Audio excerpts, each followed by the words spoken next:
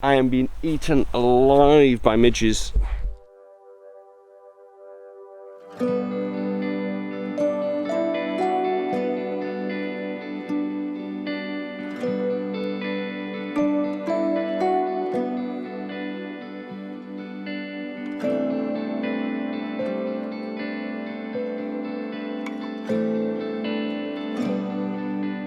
Morning everybody, it's fantastic to see you all again. So it's the summertime and it's just fantastic. All the midges are out biting me and I'm here in the Peak District, and rather than actually come out to get a fantastic shot, what I've decided to do is just come out and scout for the autumn. And that's one great thing about the summer, is that you can use it as a way of sort of practicing your photography, a way of improving your photography, getting better at the things that maybe you're not so comfortable with. Maybe you go to your camera and you start to look at some of the settings. Maybe you've got a new camera and you want to try and work out how to use that delay mode that you've been meaning to use. But it's a fantastic time to try different things and to go and just scout the location and see if you can find some really good compositions. So when the conditions improve, maybe in the autumn, you can come back and get some shots. Now, it may be that I go away with a really good shot because actually the greens of these ferns just look fantastic, but I'm not bothered if I don't, because I've come out with a purpose of being able to scout the location and find some compositions for the autumn. And I'm also going to be trying out some new things on my Nikon as well. I've got a new lens as well, a wide angle lens, so I want to try that out. So once I get rid of these midges, we're going to start and see if we can find a composition. I think I've spotted something down there which is probably quite interesting. It's quite a close-up composition, and I'm going to take that, and then I'm going to have a look at this tree here, which I think might turn really nice in the autumn.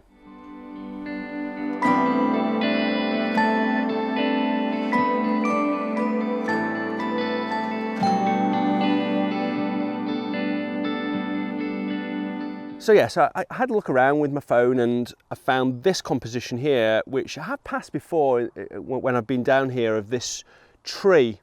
Now, I think it's an oak tree, so it's probably not going to be brilliant in the autumn, but some of the trees behind it are going to be really colourful.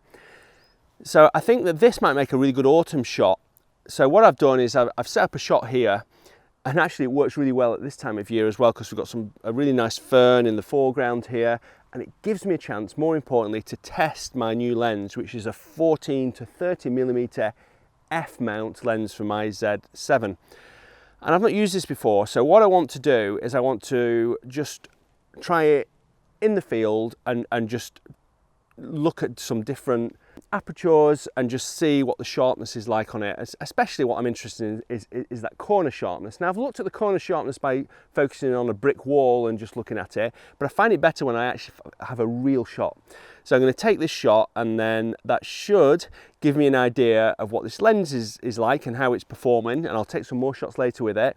But more importantly, you know, this is a bit of a scout as well for later in the year. I am being eaten alive by midges.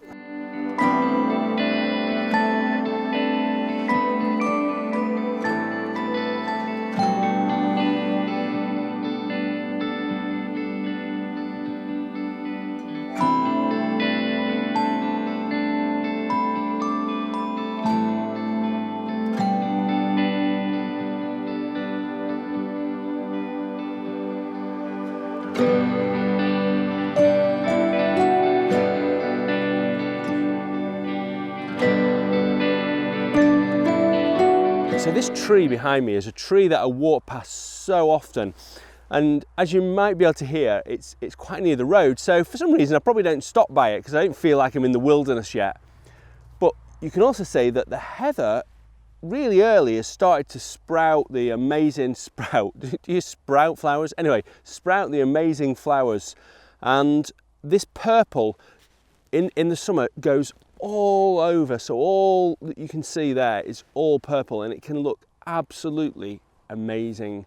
So what I'm going to do is try and find a composition that will allow me to include some of the heathers, and I need to think that, you know, I can use some of the heathers that maybe aren't flowering yet, because they will flower in July and August, to find this a really nice composition with this tree. So I'm thinking ahead. I'm thinking and planning what I'm going to do when I come back in July and August when the heather's out. I don't think we're going to get any sun tonight either. I was hoping for a little bit of sun, but I don't think we have. But it doesn't matter. I'm just out planning and having fun really. So it's great. There's a bee there on the heather.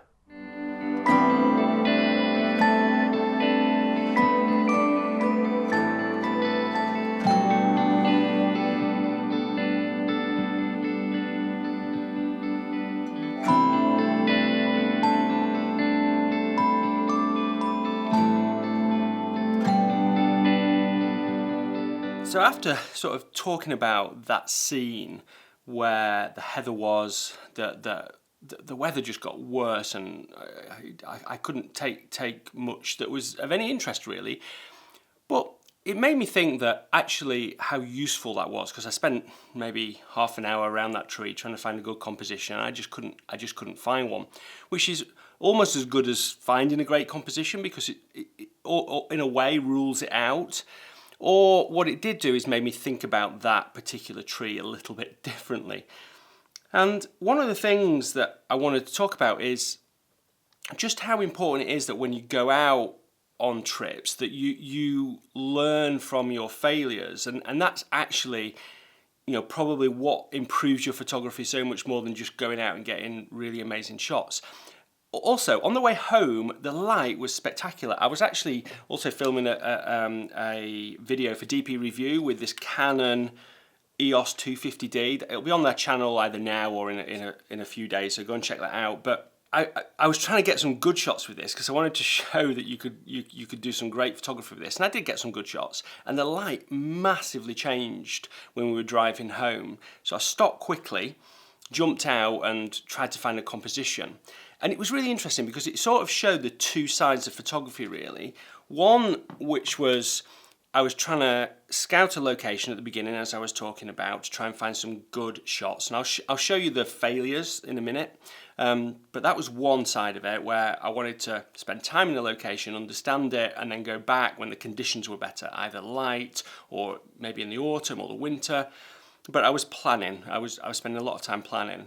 And then the other time was when I was driving home and the light was spectacular, really spectacular, but I didn't really know where to go. And I was with a friend, and we were going, right, we'll go down this road, and we then stopped at the side of the road. You must have done that before, where you've seen amazing light and trying to find a composition. We jumped over a fence, and then, you know, we found this amazing light, and we sort of found an average sort of composition. And it just made me think about, you know, the thing that I've always spoken about, which is timing, light, composition and subject. And we really couldn't find a subject, so we really couldn't find a great composition. So we ended up getting a shot, which I'll show you now, which I actually took on the Canon, but it was not great. And what you want to do is connect those two things together, that amazing light, but knowing that you can go to a location that's amazing as well. And that's when photography really works. You know, that's when I get my best shots. I've been to the Faroe Islands, for instance, probably 6 or 7 times now. And when I go back there again and again, I know where the good compositions are. I'm more likely the more times I go there to get good light, and then I'll eventually get some amazing shots. Well, the Faroes is probably not the best example because you get amazing shots whatever because it is so beautiful, but you see what I mean. Those real spectacular shots.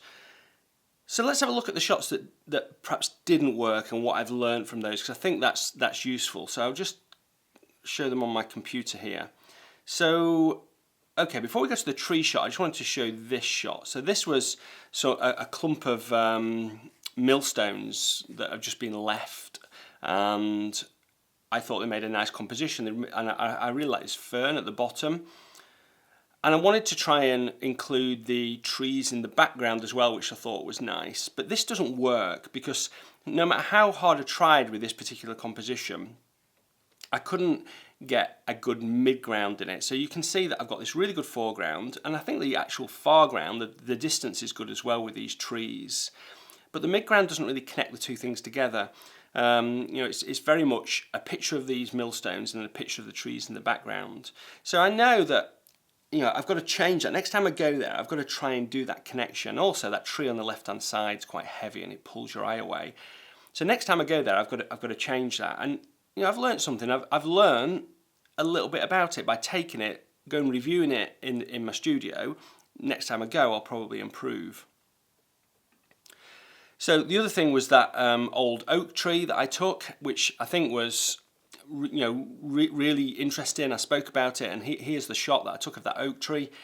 And yeah, I mean it's a nice shot, but I think the foreground's a bit untidy. I've got this nettle on the bottom left-hand side here, but I actually think that this shot might work if there's a bit of fog and a bit of colour in the image, because I think I need some colour just to separate the elements. I think the whole thing is just a bit too green, and if I had some colour in the shot, then that's going to separate the elements. So that's one that I probably will go back to, when the conditions are different, and I'll know that, that the things to look for, trying to make the foreground a little bit cleaner, trying to really separate the oak tree from the background with either fog or colour. So I've learnt a little bit from that. I think I can improve that shot. I think I can make it better.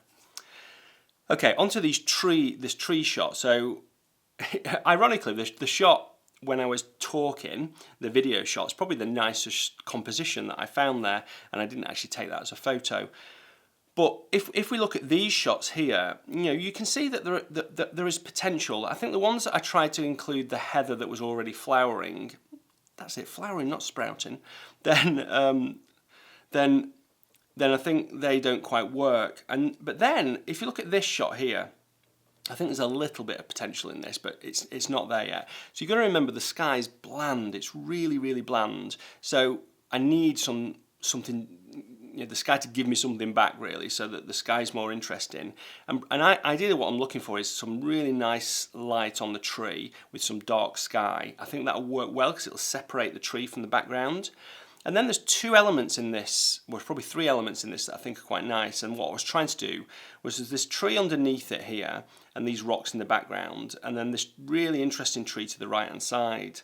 Now, I was trying to get into a position where I could use those three elements as sort of the depth to the image, so that when you look at it for longer, you see those elements. But I just couldn't quite make it work, and because it's quite flat, it just all merges together. So I think what I've got to do is probably move round maybe to the left a little bit, and then go a little bit lower so that the tree isn't just cutting the horizon so much, because I think that doesn't work so well. But the tree's interesting. I like the tree. I think if it changes colour a little bit, there's a little bit more light on it. There's heather out all over, so rather than just these patches of heather, then I think I'll start to get something a little bit more interesting there. So I just want to finish with a few things around your camera. I did say that this was about planning in the summer for autumn or winter, and I think there's a few things that you need to look at on your camera. So I'll just go through those now. So the first thing is just setting up some presets on your camera.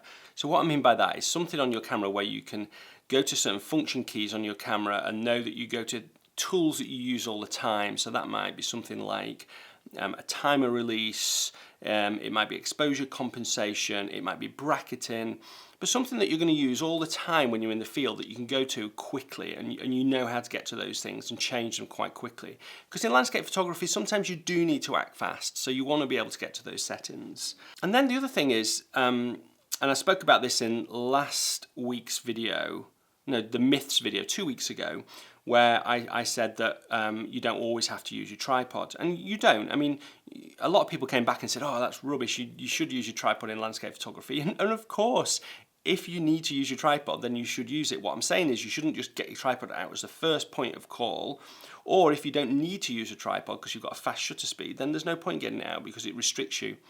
So what I would suggest now is going out and experimenting with all your lenses, all different focal lengths, about where you can hold your camera for a particular shutter speed. So you might find out with your wide lens that you can hold it at a 20th of a second. And it's going to be different for everybody, it's going to be different for every camera, and it's going to be different for every lens. So it's something that's very unique to you that you should go out and experiment with. And maybe do it in the wind as well, so if it's really windy, go out. So that you know and you're confident when you can use it handheld and when you can use it on a tripod. And then whilst we're talking about lenses, I've got a new lens, the wide Z mount lens from Nikon, the 14 to 30 millimeters, and you know, what I was doing when I was out in the field there was experimenting with that and looking at corner sharpness at different apertures, so that I know, you know, what I can look at. You know, performed really well, but when I went up to sort of f/16, then it really didn't. It wasn't brilliant. So I've got to think about that. It's probably similar to my 16 to 35 millimeters, but slightly sharper around about sort of f7, f8. So, you know, I've learned a little bit about that lens, and I can now use that when I've got an amazing shot, and I'm not like worrying about it then. So I've just done the planning, I've worked it all out beforehand. So that's really, really important. And then the other thing is just trying techniques. So if you've never done focus stacking before, go and do some focus stacking when it doesn't really matter. If you've not done, you know, intentional camera movement where you get your camera and you just move it like this. I think Thomas Heaton went out with Andy Gray, who's a great guy, and did some stuff recently. I love watching that video because I think it's a really creative way of using your camera. So if you've not done that, go and try it, and try it before you might get to a location where you think, oh, this will work really well. I love it down at the beach, and I've done some great shots down at the beach with intentional camera movement. And then the other thing is focus points. You know, where do you need to focus? You know, just go and practice that, because I find it's really useful, especially with a wide angle lens, and I've been doing it at the 14mm end of my new lens, of working out if I focus on infinity and got it on maybe f8 or f11, where's the closest thing that's acceptably sharp? Because then when you know that, you can just go straight to it. It's sort of second nature. So all those things are going to massively help you when you're back out in the field, and it really, really matters. So I hope this has helped. You know, I hope you've realised as well that, you know, there's a lot of my shots when I go out that just don't work, they fail, and there's miles more failures than there are really good shots. You know, I've not shown any great shots in this video, which I feel a bit awkward about, really. I don't know why, but you know, the truth is I take more bad shots than good shots. Anyway, thanks ever so much for watching. You know, make sure you comment below about any top tips you can do for planning and using your camera. It's great to share those sort of things in the comments. I know everybody reads them, so you know it's really, really useful. And if you liked it, give it a thumbs up. And if you're not subscribed, then you know where it is. Subscribe, press the bell icon. And until next Sunday, bye.